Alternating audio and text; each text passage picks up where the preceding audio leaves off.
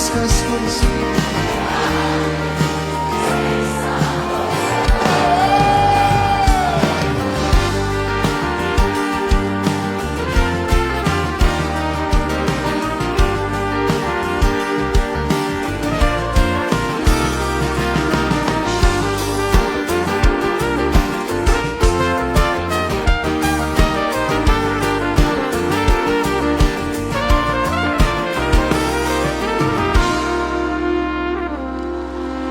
Senin küçük bir elvedan öyle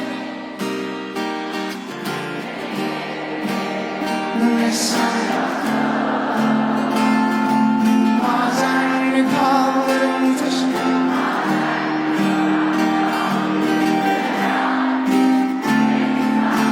bir kez daha harikasını söylesin öyle.